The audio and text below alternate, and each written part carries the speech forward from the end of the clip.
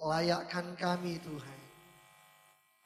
Kuduskan kami untuk menerima kebenaran firman-Mu. Dan kami percaya Tuhan telah menerima setiap pujian, setiap penyembahan dan mazmur kami. Kami memberikan hormat, kami memberikan kemuliaan, kami memberikan puji dan sembah bagi Tuhan Yesus Kristus. Terpujilah nama-Mu selama-lamanya. Sang Mesias yang agung, Kristus yang ajaib. Kami sungguh merindukan isi hati-Mu. Dalam nama Tuhan Yesus, pakailah semua hamba-hamba-Mu. Pakailah kami semuanya. Puji Tuhan. Amin. Shalom Bapak Ibu, silakan duduk kembali. Terima kasih untuk WL, para singers, semua pemusik. Hari ini tanggal 7 Juni dicanangkan sebagai hari doa untuk negeri yang kita cintai ini. Banyak ibadah-ibadah yang menyebutkan hari ini 1 juta umat akan berdoa untuk Indonesia. Dicari 1 juta penyembah yang akan menjadi pengantara untuk negeri ini dan sorga. Ada juga yang mendeklarasikan Indonesia sedang memuji, menyembah dan bermazmur bagi Tuhan. Apapun nama yang diberikan, apapun istilahnya. Jemaat yang saya hormati, kita harus percaya bahwa doa mengubah segala sesuatu. Karena itu saya rindu nanti Bapak Ibu di rumah juga berdoa untuk bangsa dan negeri ini. Tentunya bukan hanya hari ini, tetapi setiap saat, setiap waktu kita akan membawa bangsa dan negara yang kita cintai kepada Tuhan. Berbicara tentang tema doa mengubah segala sesuatu. Atau tema doa mengubah segalanya.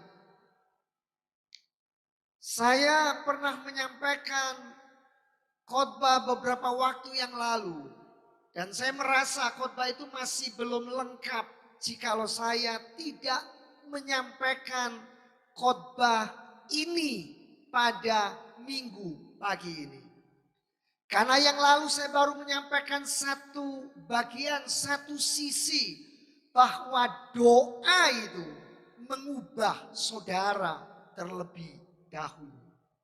Doa itu akan mengubah hati kita terlebih dahulu. Dan doa itu menurut Alkitab yang kita akan baca dan pelajari harus dipandang secara utuh. Karena saya tidak mau Bapak Ibu salah mengerti, pagi hari ini saya akan menyampaikan khotbah dari kitab Yakobus. Sebab kalau doa itu hanya mengubah kita, lalu untuk apa kita berdoa untuk orang yang sakit? Lalu untuk apa kita berdoa untuk keadaan kita, pergumulan kita? Lalu untuk apa kita berdoa untuk bangsa dan negara kita? Lalu untuk apa kita berdoa buat bangsa-bangsa? Lalu untuk apa kita berdoa untuk jiwa-jiwa? Mari kita membuka Yakobus pasal yang ke-5. Bapak Ibu yang saya kasih, Yakobus pasalnya yang ke-5. Kita akan melihat ayat 15 sampai ayat 18. Yakobus pasalnya yang kelima ayat 15 sampai ayat 18. Dan doa yang lahir dari iman akan menyelamatkan orang sakit itu. Dan Tuhan akan membangunkan dia. Dan jika ia telah berbuat dosa, maka dosanya itu akan diampuni. Karena itu hendaklah kamu saling mengaku dosamu dan saling mendoakan supaya kamu sembuh. Kita baca bagian ini bersama-sama, 2, 3. Doa orang yang benar bila dengan yakin didoakan sangat besar kuasanya. Saya lanjutkan membaca. Elia adalah manusia biasa, sama seperti kita. Dan ia telah bersungguh-sungguh berdoa supaya hujan jangan turun. Dan hujan pun tidak turun di bumi selama 3 tahun dan 6 bulan. Lalu ia berdoa pula dan langit menurunkan hujan. Dan bumi pun mengeluarkan buahnya. Dengan ayat-ayat yang baru kita baca, kita bisa menemukan inti atau maksud dan tujuan dari Yakobus 5 ayat 15 sampai 18. Mari kita perhatikan ayat yang ke-16. Dari ayat yang ke-16 ini Bapak Ibu, karena itu hendaklah kamu saling mengaku dosamu, saling mendoakan supaya kamu sembuh. Doa orang yang benar bila dengan yakin, bila dengan sungguh-sungguh didoakan, sangat besar kuasanya. Inti ayat-ayat ini adalah doa itu punya kuasa yang nyata. Setuju? Doa itu punya kuasa yang nyata. Jadi realitas rohani dari doa itu ada. Jadi dari ayat ini belajarlah doa itu bukan sebuah teori. Jadi doa tidak hanya bersifat teoritis. Tapi doa membawa kita mengalami realitas rohani. Bahwa doa itu punya kuasa yang nyata. Doa kita punya kuasa yang besar.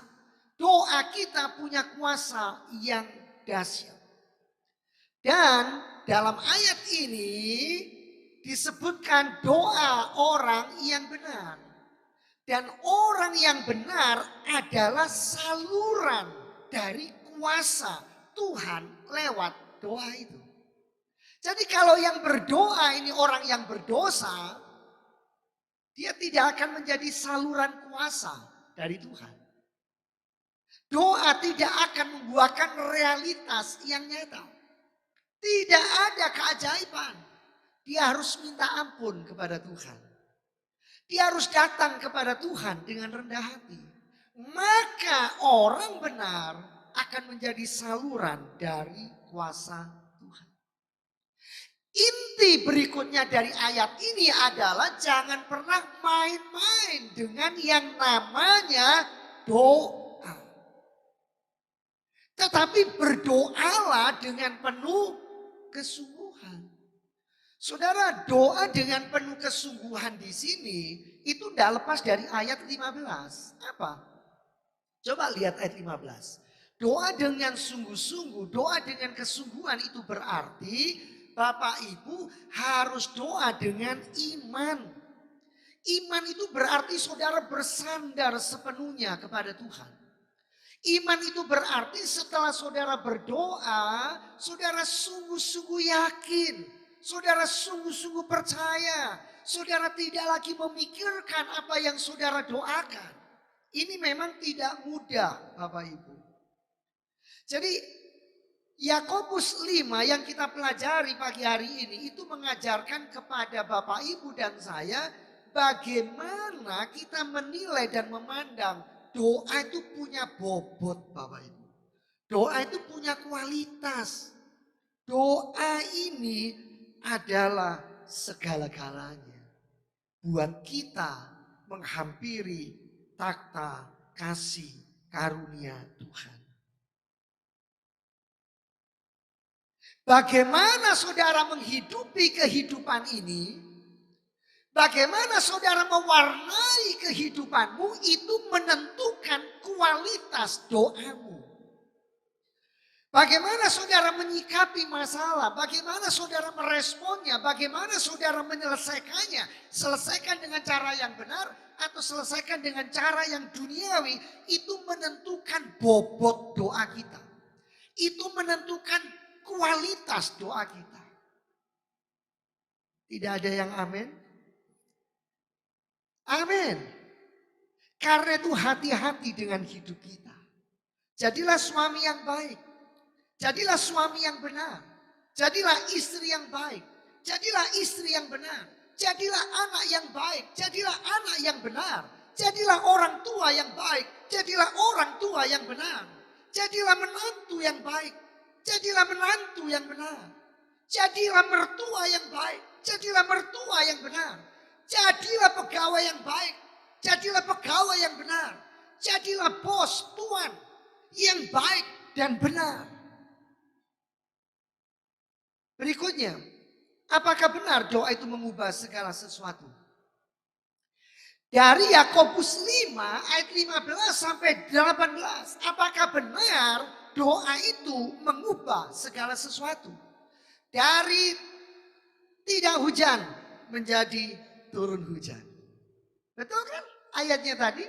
Berarti doa itu memang mengubah segala sesuatu.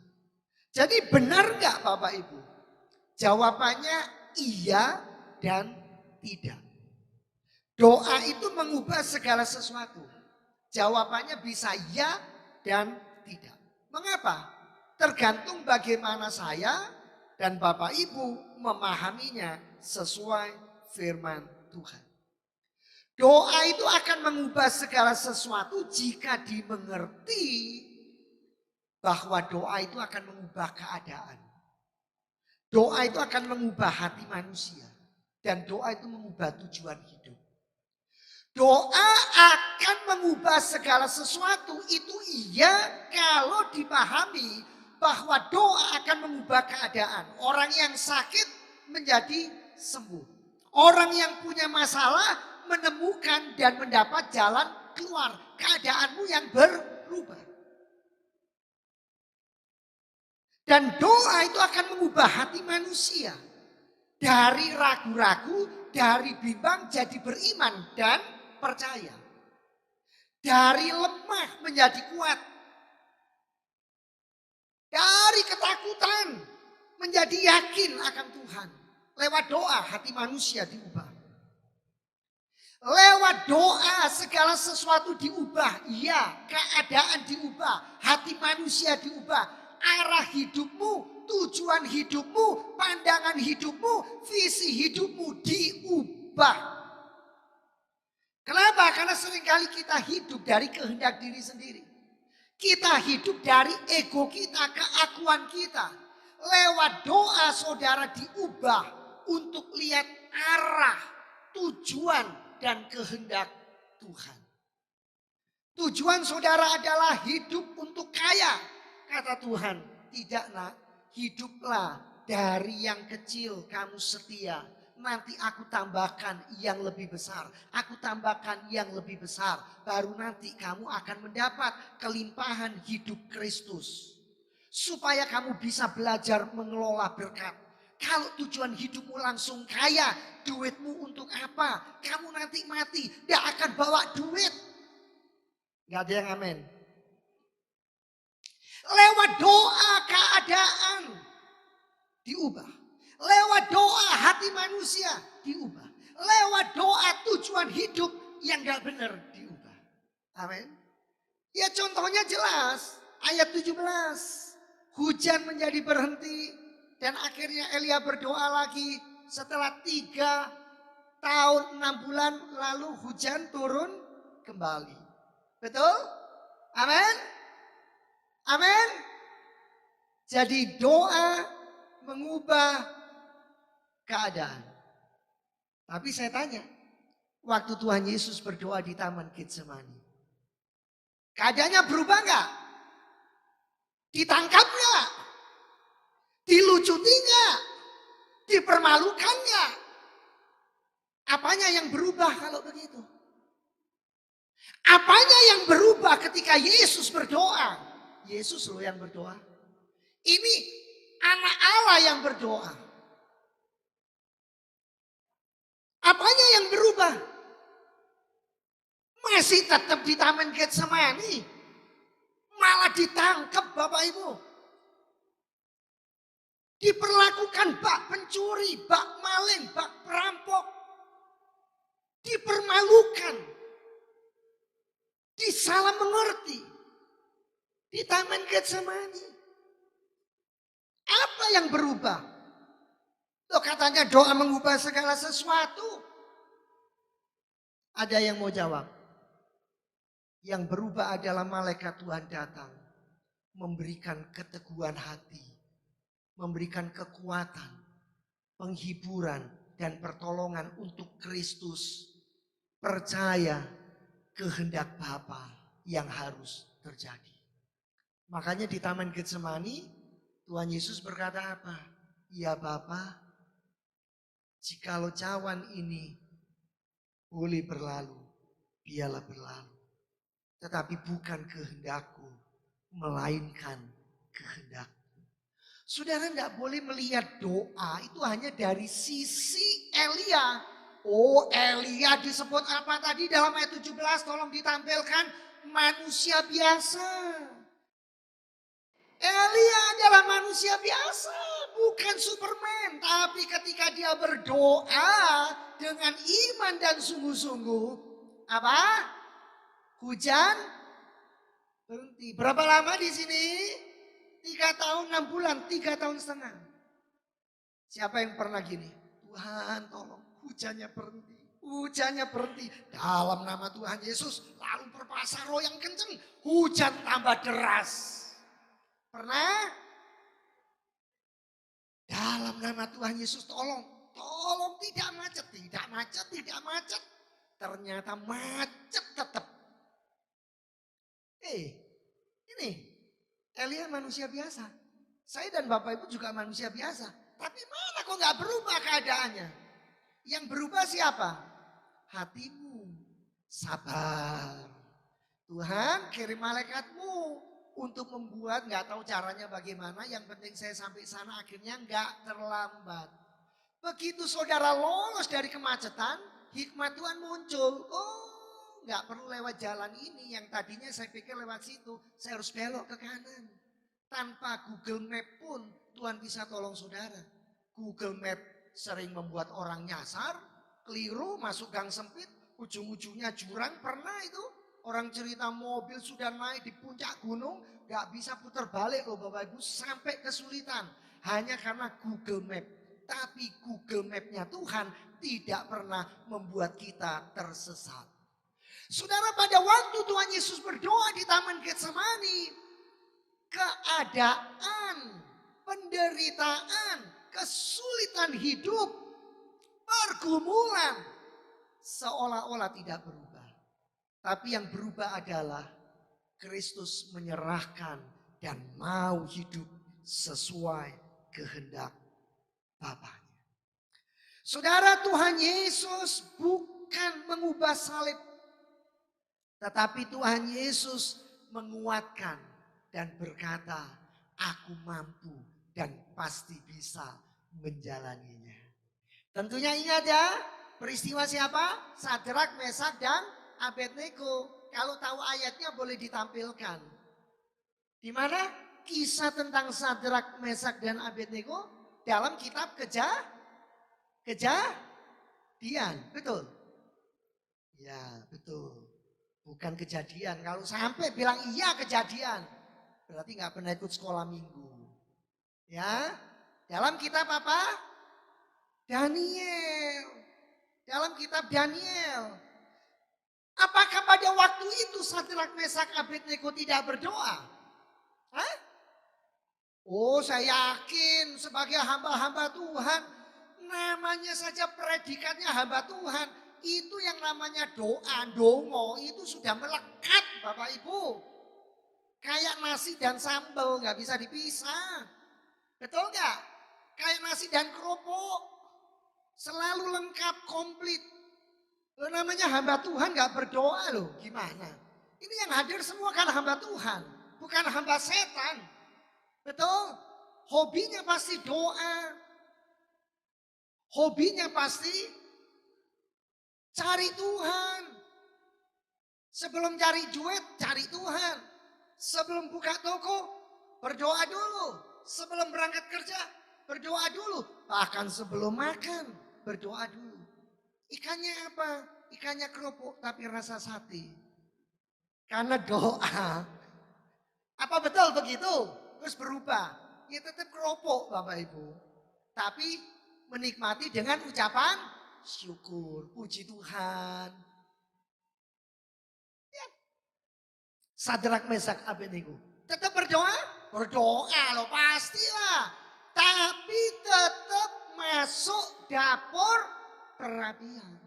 Pada saat itulah pertolongan Tuhan datang. Jadi artinya apa? Saudara tetap menjalaninya, tetapi bersama dengan saudara menjalani proses kehidupan, Tuhan memberikan penghiburan. Tuhan memberikan kekuatan. Tuhan akan menolong saudara. Amin. Amin Bapak Ibu. Percayalah ini. Daniel. Loh Daniel. Penulis kitab Daniel. Daniel hamba Allah, Nabi Allah. Diperhadapkan dengan gua singa. Apa enggak berdoa? Jelas Alkitab berkata. Bahkan hobinya, kesukaannya adalah berdoa. Tapi tetap harus masuk gua singa. Bukan kandang singa Bapak Ibu, gua singa. Yang gelap gulita, tertutup rapat, tidak ada cahaya. Begitu menakutkan, begitu mengerikan. Bapak Ibu bisa bayangkan sendiri. Pada zaman itu. Bukan zaman sekarang. Bayangkan Bapak Ibu. Tapi Tuhan memberikan kekuatan, keteguhan hati, kemampuan untuk Daniel masuk ke dalam gua singa. Dan besoknya ketika raja bertanya, Daniel, aku percaya Allahmu pasti menyelamatkan engkau. Maka Daniel berkata, ya Tuanku Raja, seperti katamu, memang Allahku, Allah di atas segala ilah. Dia telah menyelamatkan aku. Saudara, doa itu memang mengubah banyak hal. Doa memang mengubah segala sesuatu. Saya tadi bilang ya dan tidak. Kenapa? Nah ini bagian tidaknya. Tidak ketika saudara berpikir doa itu dipakai untuk mengontrol Tuhan. Pernah dengar orang berdoa seperti ini. Pokoknya Tuhan, aku gak mau tahu. Yang penting aku sekarang minta di dalam nama Tuhan Yesus. Tolong sampai Tuhan gak menjawab. Gak Kristen-Kristenan. Gak Alkitab-Alkitaban. Saudara mau paksa Tuhan. Saudara mau kontrol Tuhan hanya karena situasi dan kondisimu. Kalau seperti itu, doa tidak akan mengubah segala sesuatu. Karena saudara yang harus berubah dulu sebelum situasi dan kondisimu. Nah, saudara punya paradigma yang salah, saudara jadikan Tuhan itu dalam tanda kutip pesuruh kita, budak kita, kita ini tuannya. Jadi kita yang kontrol Tuhan. Bapak Ibu, doa itu bukan alat untuk mengontrol Tuhan. Dan doa itu bukan bukan kesempatan di mana kita memaksakan semua keinginan kita, kemauan kita kepada Tuhan. Pokoknya ya Tuhan, kalau enggak wanita yang rambutnya panjang itu, gadis itu, terus yang kelihatan dia tinggi, semampai, kayak pohon, cantik, aku enggak mau menikah. Itu namanya pemaksaan kehendak kepada Tuhan. Sementara Tuhan berkata, enggak nak, jodohmu itu yang ini. Walaupun rambutnya keriting, ya, kulitnya sawo matang, tapi hatinya itu putih cemerlang, lebih putih daripada sudah disabun. Aku kasih yang terbaik, kenapa kamu menolak? Dulu ibu saya tuh sering ngomong begini. Kalau sama anak-anak, ya, anak-anak muda itu, termasuk anak-anaknya sendiri.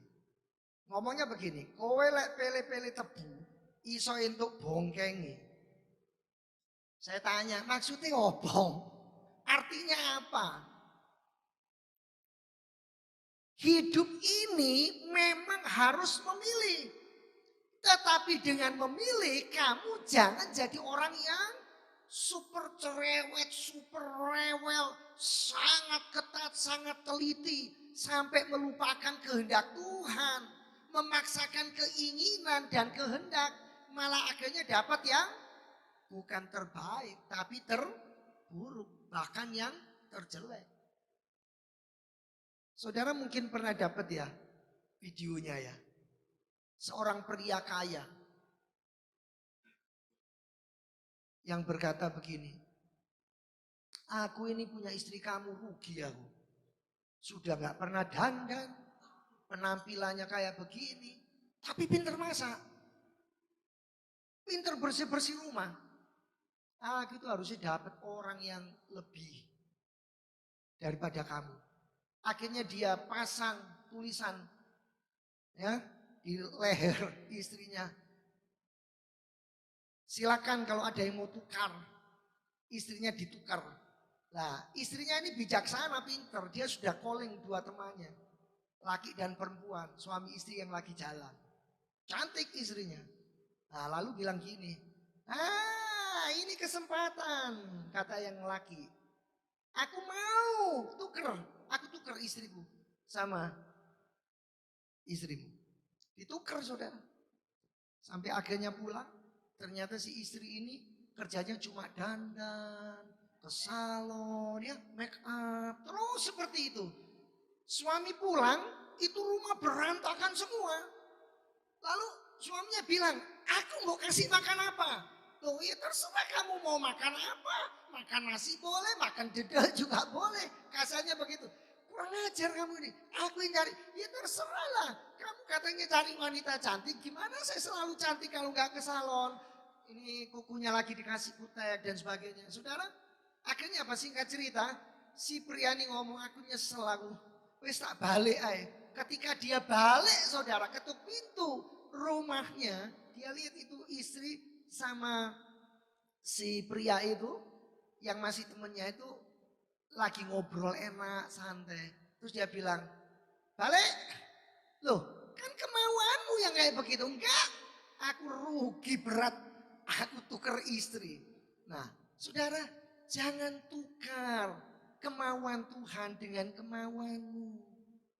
Jangan tukar keinginan Tuhan dengan keinginanmu. Keinginanmu apa? Gak mau repot kan? Gak mau susah kan? Tapi keinginan Tuhan, kamu harus punya proses di dalam hidup ini. Ya, Bapak Ibu, anak-anak yang muda kalau bekerja, jangan sampai akhirnya jadi putus asa, gampang kecewa, gampang khawatir. Ini benar Bapak Ibu. Dan doa itu bukan cuma alat di mana kita tidak boleh mengontrol Tuhan, lalu memaksakan semua keinginan kita. Tetapi doa juga bukan alat yang menjamin bahwa semua masalah kita hilang. Pak, kalau konseling sama Bapak itu saya sudah nebak. Akhirnya itu pasti bunyinya begini. Ya sudah Bu, Pak, berdoa saja. Wes pokoknya masalah sakit sampai masalah apapun, jawabannya berdoa saja. Mau masalah duit sampai masalah pindah rumah, jawabannya juga berdoa saja. Tapi dengan itu bukan berarti kalau saudara sudah berdoa menjamin semua masalahmu hilang. Seringkali orang datang lagi bilang, Pak, Bapak kan bilang berdoa saja. Saya tidak cuma berdoa saja loh Pak, saya berdoa plus puasa. Saya tidak cuma berdoa saja, saya berdoa plus puasa dan bersedekah. Saya tidak cuma berdoa saja, saya berdoa plus puasa bersedekah. Dan terus terang saya berdoa plus Pak. Plus apa? Plus sampai tidak tidur Pak. Terus apa yang terjadi? Masalah saya tidak hilang, tambah banyak. Mas saya kampuh. Lalu nggak makan, puasa boleh, nggak tidur, darah tinggi saya kumat. Loh yang salah itu bukan doanya, tapi cara berdoanya yang keliru. Pandangannya salah. Doa kok jadi alat yang menjamin semua masalah saya hilang. Karena lagunya kan gitu. Doa, berdoa, doa besar kuasanya. Doa, berdoa, doa besar apa lagi? Mujizatnya. Kalahkan sakitmu dengan doa. Oh yes, amin. Kalahkan sakitmu dengan doa. Betul, memang dengan doa. Kok belum sembuh ya Pak? Ya boleh minum obat, nggak apa-apa. Kalahkan kontrakan rumah habis dengan doa. Loh Pak, ternyata nggak bisa. Uangnya tetap nggak cukup, nggak bisa kontrak. Katanya suruh doa, saya sudah doa, keadaan nggak berubah. Ya berarti ibu yang harus berubah, bapak yang harus berubah. Nggak jadi kontrak berarti Pak. Terus apa kos? Ya nggak apa-apa, Tuhan akan penuhi, cukupi. Sudah doa Pak, tapi uang kos masih nggak cukup. Ya pindah kos lain yang lebih murah. Ya sudah, kalau mau contoh banyak pulang besok nanti ya. Jadi bahayanya Bapak Ibu, kalau sudah menganggap doa mengubah segala sesuatu, tapi paradigmanya pakai doa itu untuk mengontrol Tuhan, memaksakan semua keinginan, lalu yakin bahwa semua masalah akan hilang, orang akan kecewa. Orang akan putus asa. Dan orang akan kehilangan pengharapan. Jadi yang betul itu, mari kalaupun doa itu mengubah segala sesuatu, doa itu tidak boleh menggeser kedaulatan Tuhan.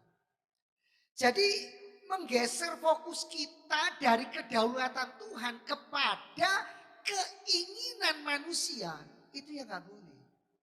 Justru geserlah keinginanmu dan saudara berkata, biarlah kehendak Tuhan yang terjadi. Amin. Jadi doa bukan memaksa Tuhan, Bapak Ibu. Ketika Elia berdoa supaya hujan tidak turun dan berdoa lagi supaya hujan turun, itu karena Elia tidak memaksakan kehendaknya. Elia tidak memaksa Tuhan tetapi menyelaraskan dirinya dengan kehendak Tuhan. Menyelaraskan dirinya dalam kehendak Allah. Karena Tuhan sudah memberikan konfirmasi. Pernah saudara dalam sebuah pertemuan acara selesai ada seorang hamba Tuhan yang memang Tuhan kasih dia kepekaan. Lalu dia berkata, cepat yang mau pulang sebentar lagi akan hujan. Bukan karena mendung ya, tapi karena Roh Kudus yang memberikan kesan, impresi. Dan dia menyampaikan itu. Benar saudara, nggak lama kemudian hujan turun dengan lebat. Sama, sekian waktu yang lalu. Itu sekitar tahunnya 2000 atau 1998 ya. Ketika kerusuhan terjadi di Indonesia. Ada seorang hamba Tuhan yang berkata, dolar akan mencapai sekian. Benar terjadi. Karena memang Roh Kudus yang memberikan impresi, kesan, pernyataan itu. Jadi Bapak Ibu, kita harus belajar bagaimana tidak memaksa Tuhan tetapi menyelaraskan diri dalam kehendak Tuhan. Coba balik Yakobus 5 ayat 16. Jadi pagi hari ini cukup panjang Bapak Ibu karena saya ingin Bapak Ibu mendapat pengertian yang benar tentang doa dari dua sisi. Ya, Yakobus 5 ayat 16.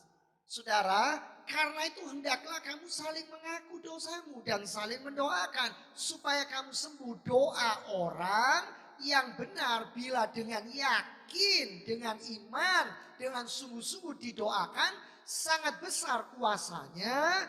Doa ini membuat kita tunduk kepada Allah. Jangan dibalik. Yakobus 5 tidak mengajarkan bahwa doa itu akan membuat Tuhan tunduk pada keinginan, kebutuhan manusia. Tidak. Ini sama sekali tidak mengajarkan Tuhan itu akan takluk kepada semua yang saudara minta.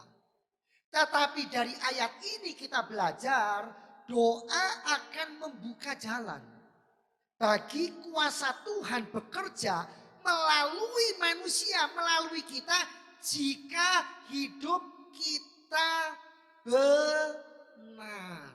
Jika hidup kita benar.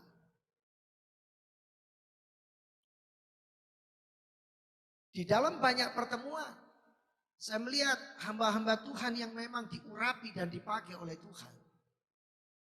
Ketika mendapat impresi pernyataan, Tuhan berbicara, yang sakit pada bagian pinggang sembuh. Tuhan sedang menyembuhkan yang sakit pada bagian perut. Dan itu benar-benar terjadi. Itu bukan karena si hamba Tuhan memaksakan diri. Tidak. Dan masih banyak lagi hal-hal yang spektakuler.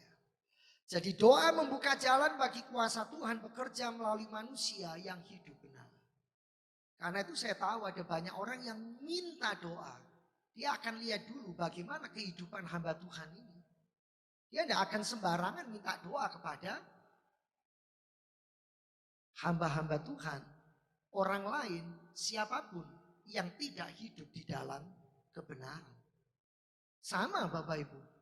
Biasanya pasangan muda-mudi akan melangsungkan pernikahan. Dia juga akan lihat kepada siapa dia mempercayakan untuk si hamba Tuhan menumpangkan tangan. Dan memberikan saluran berkat. Bapak Ibu saya beritahu. Ada banyak model. Ada banyak macam kehidupan di dunia ini. Dan saudara, kalau kita bertemu dengan mereka yang cuma hidup di dalam kemunafikan. Tolong doakan. Oh ya didoakan, tolong doakan. Ya didoakan. Padahal si hamba Tuhan itu gak suka doa. Gak pernah doa. Hobinya cuma keliling, traveling terus. Kira-kira apanya yang akan dibawa kepada Tuhan? Saya tidak mendiskreditkan siapapun Bapak Ibu. Saya juga bukan hamba Tuhan yang, saya berdoa 6 jam dalam satu hari. Tidak. Saya bukan hamba Tuhan yang khusus. Saya berdoa seharian penuh. Tidak mau antar anak. Tidak mau ketemu istri. Di kamar terus. Juga nggak mandi. Mohon maaf nggak sikat gigi. Enggak Bapak Ibu. Saya normal saja, saya alami. Saya juga masih nonton YouTube. Oh kalau hamba Tuhan lain gak makan nasi. Saya masih makan nasi. Ya. Alami saja. Tapi yang lebih menentukan bagaimana kita menghidupi kebenaran firman Tuhan. Saudara tulus, saudara kudus, dan saudara tidak munafik. Saudara, dengan kata lain, doa bukan mengubah Tuhan, tapi doa mengubah situasi sesuai kehendak Tuhan. Doa mengubah segala sesuatu itu artinya doa mengubah situasi sesuai kehendak Tuhan. Dan sering kali yang terjadi adalah Tuhan mengubah lewat doa, yang diubah adalah diri kita sendiri lebih dulu. Amin. Bagaimana saudara melihat suamimu berubah? Saudara harus berubah. Bagaimana saudara lihat istrimu berubah? Suami harus berubah. Bagaimana lihat anak-anak berubah? Papa harus berubah, mama harus berubah. Bagaimana anak-anak melihat papa mama berubah? Anak-anak juga berubah. Ada yang amin? Jadi doa mengubah segala sesuatu harus dimengerti bahwa doa mengubah segala sesuatu yang selaras dengan kehendak Allah. Yang selaras dengan kehendak Tuhan. Sehingga ada doa yang mengubah hati, ada doa yang mengubah keadaan, ada doa yang menguatkan untuk kita melewati keadaan yang tidak pernah berubah. Bukan semua diubah, tetapi semua akan dipakai Tuhan. Untuk kita mengerti, tidak ada yang kebetulan. Tuhan selalu punya yang terbaik. Amin. Amin. Selalu yang ditanyakan begini loh Pak, kalau Yesus itu Tuhan, kenapa berdoa di Taman Getsemani? Lah kalau dia Tuhan kok berdoa kepada Allah? Lah katanya dia Allah. Jangan lupa di Taman Getsemani, kan kealahannya sudah ditinggalkan. Kenapa? Karena untuk menyelamatkan saudara dan saya. Supaya menjadi teladan buat hidupku dan hidupku. Bahwa kalau anak Allah, Yesus yang mengosongkan diri, memberikan teladan sebagai manusia sejati, itu mau berdoa. Bagi Allah itu gak ada yang mustahil Bapak Ibu. Allah sejati, jadi manusia sejati. Bisa. Tapi kalau Bapak Ibu ya gak bisa. Nah, Allah itu maha segala-galanya kok dibatasi. Nah kalau Allah maha segala-galanya dibatasi, ya bukan Allah yang maha segala-galanya. Betul enggak? Mari kita bangkit berdiri. Karena itu, biarlah lewat doa, kita semua boleh melihat bagaimana Tuhan memakai kesempatan, keadaan untuk membentuk dan membawa kita mengalami semua yang terbaik. Saya memberi kesempatan saudara berdoa. Setiap orang, setiap pribadi mulai berkata-kata dan berbicara kepada Tuhan tentang Indonesia. Hamba datang kepadamu Tuhan untuk Indonesia, negeri tempat tumpah darah di mana hamba dilahirkan. Indonesia yang sedang mengalami banyak tantangan dan gejolak. Tuhan, Roh Kudus Allah berikan hikmat untuk Bapak Presiden, wakilnya, hati yang takut akan Tuhan untuk berani mengambil keputusan yang urgent agar rakyat betul-betul disejahterakan. Oh, proyek-proyek yang harus dipangkas akan dipangkas. Tuhan tolong. Engkau akan memberikan dan berbicara kepada pemimpin-pemimpin bangsa kami. Oh, terima kasih Tuhan. Terima kasih. Saudara boleh berdoa dengan bersuara. Sampaikan, ini negeri saudara, ini negeri kami. Mari semua berkata-kata, semua berbicara, semua berdoa. Semua tanpa terkecuali. Saya tidak dengar suara saudara. Biar menjadi seperti gemuruh angin. Saudara berdoa, saudara berbicara, Tuhan tolong TNI dan Polri. Tuhan kami memberkati aparat-aparat pemerintah. Kami memberkati anak-anak Tuhan yang duduk di pemerintahan. Mereka yang adalah umat Tuhan tapi mendapat posisi tinggi di pemerintahan. Oh Tuhan berikan wibawamu atas mereka. Berikan hikmatmu, kekuatan pertolonganmu. Agar mereka dilindungi oleh para malaikat Tuhan. Mereka bergerak berjalan dalam kebenaran. Terima kasih Tuhan. Di dalam nama Yesus. Mari saudara berdoa, jangan ada yang diam, semua berdoa. Oh terima kasih Tuhan, Indonesia akan terima mujizat. Indonesia terima kemuliaan. Hujan keselamatan terjadi, pertobatan besar-besaran, revival besar-besaran terjadi di Indonesia. Tuhan jauhkan negeri kami dari murka-Mu, jauhkan negeri kami dari segala malapetaka. Indonesia akan menjadi mercusuar Asia. Indonesia akan menjadi terang bagi Asia Tenggara. Indonesia diperhitungkan oleh dunia karena ada anak-anak Tuhan, gereja Tuhan, hamba-hamba Tuhan. Oh Ramasekala Masada, oh Ramasekala Masada. Oh Tuhan, hamba berdoa Indonesia biarlah penuh kemuliaan-Mu. Haleluya. Terima kasih Tuhan. Kami berdoa untuk kota-kota di Indonesia. Kami berdoa untuk gereja-gereja di Indonesia. Kami berdoa untuk hamba-hamba Tuhan di Indonesia. Diberikan kesatuan dan persatuan. Oh perlindungan yang sempurna. Oh kami berdoa Tuhan untuk semua gubernur, semua wali kota, bupati. Diberikan hati yang takut akan Tuhan. Mementingkan kepentingan rakyat di dalam nama Yesus.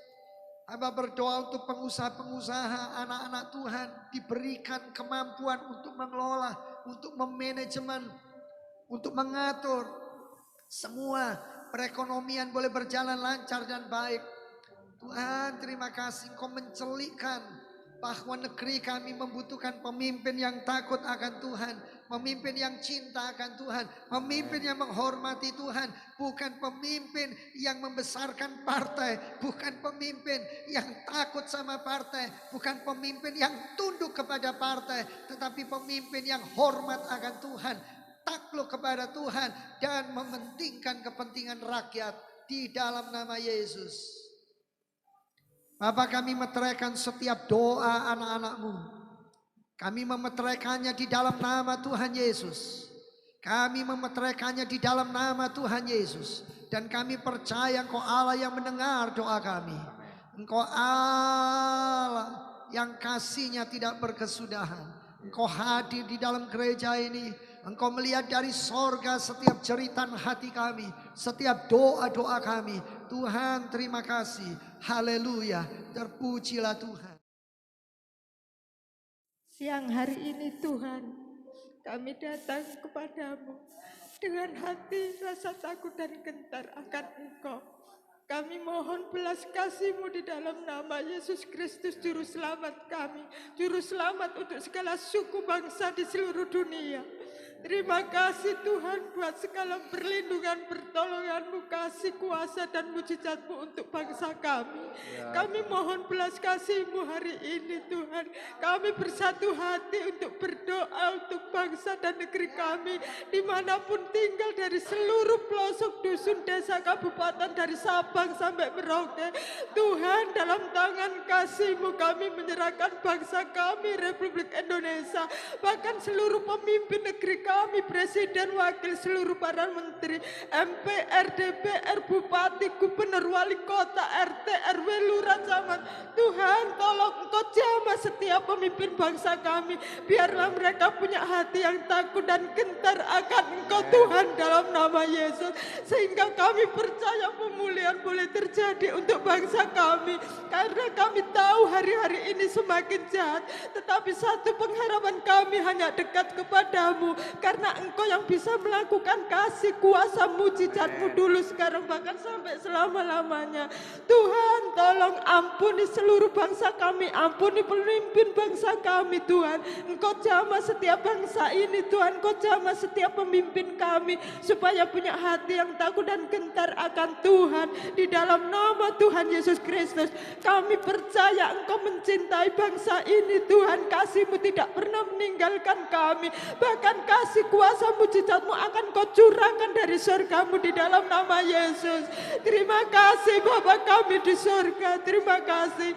Ampuni juga Tuhan segala kesalahan pelanggaran kami. Mungkin kami juga punya dosa-dosa di hadapan-Mu. Kami mau Tuhan, kami berdiri pada hari ini di depan mimbar ini. Kami mau Engkau membentuk setiap hati kami.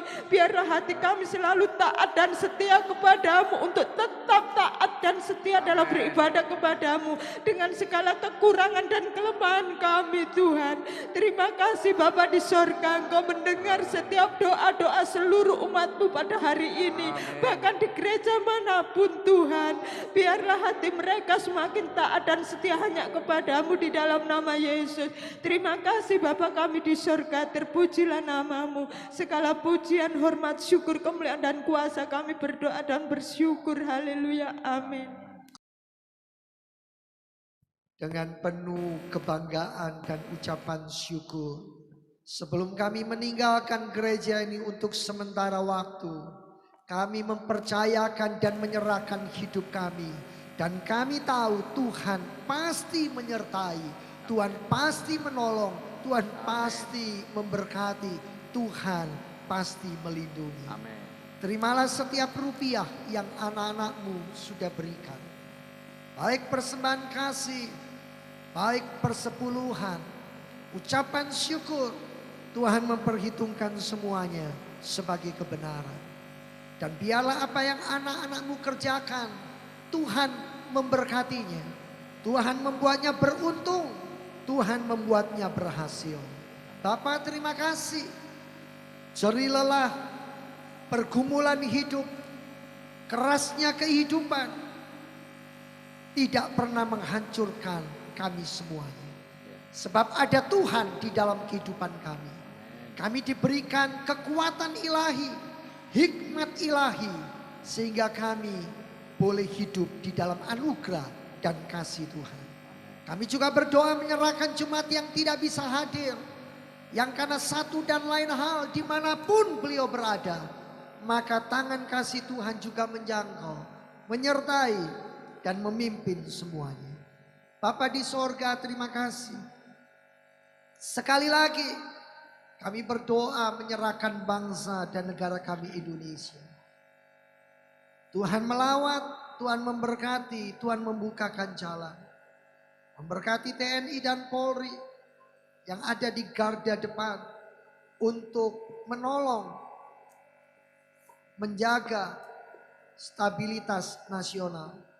Memberkati Bapak Presiden dan Wakilnya, jajaran menteri, semuanya sampai pemerintahan tingkat daerah. Semua diberkati oleh Tuhan dan semuanya sungguh-sungguh mengemban amanat rakyat dan menjaga agar rakyat umat Tuhan, negeri kami Indonesia dipenuhi kemurahan dan anugerah Tuhan. Kami juga berdoa menyerahkan jemaat saudara-saudara yang sakit. Tuhan menjamah, memulihkan dan memberkati. Mereka yang sedang dirundung duka cita, kemalangan, penderitaan, Tuhan juga menjamah, menolong dan memberkati, membukakan jalan dan menyatakan yang terbaik. Pekerjaan, pergumulan hidup dari seluruh jemaat kami bawa kepada Tuhan. Tuhan memberkati, Tuhan menolong dan menopang kami semuanya. Mari jemaat yang dikasihi Tuhan, angkatlah sekarang kedua belah tangan. Arahkan pandanganmu kepada Tuhan, kepada sorga. Sebelum kau pulang, terimalah berkat Allah Bapa, cinta kasih kemurahan Tuhan Yesus di dalam persekutuan Allah Roh Kudus akan menyertai dan memimpin hidupmu sekarang bahkan sampai selama-lamanya. Pulanglah, terimalah berkatnya dalam nama Tuhan Yesus. Puji Tuhan. Amin.